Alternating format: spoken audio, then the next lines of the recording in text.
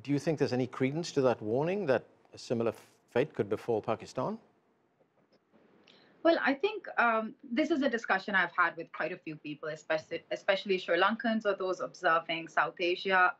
It is true that simultaneously both countries have faced a lot of economic challenges. And in Sri Lanka, we saw really how fast the situation escalated and became violent to a great extent. I think in Pakistan, for a very basic fact, that our population is not that concentrated in urban centers and very distributed in a very big, basically landmass geography. So that kind of mobilization that Sri Lanka had is, first of all, not really possible in Pakistan. I mean, that's just a very practical consideration and practical aspect.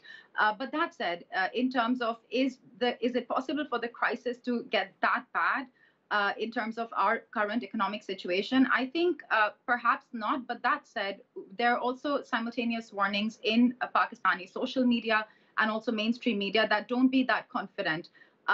Of course, the basic fundamentals of what Sri Lanka was facing were relatively far worse than where Pakistan stands today.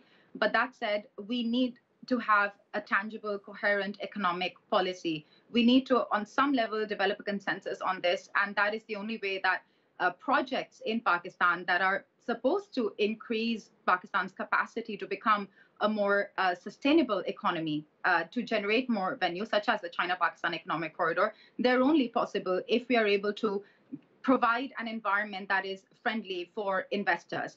Obviously, COVID-19 has been a factor.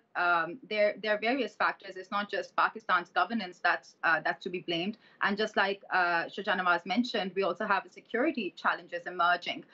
These are all factors that can further complicate the current scenario. But we need to have a tangible, coherent economic policy. I personally don't see the situation escalating the way it did in Sri Lanka and Pakistan. But it can go worse, it can go downhill. And how much worse can we actually endure? How much worse can our people endure? This is a question that all of us, regardless of which party we may support or criticize, need to think about.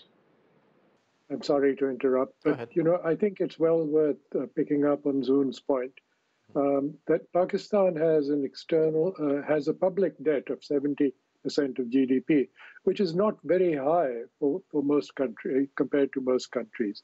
But of this, only something like 40% is external debt. So it doesn't compare with Sri Lanka. That's something to keep in mind. And of the external debt, something like 95% is medium or long term. So there's nothing that's on short call.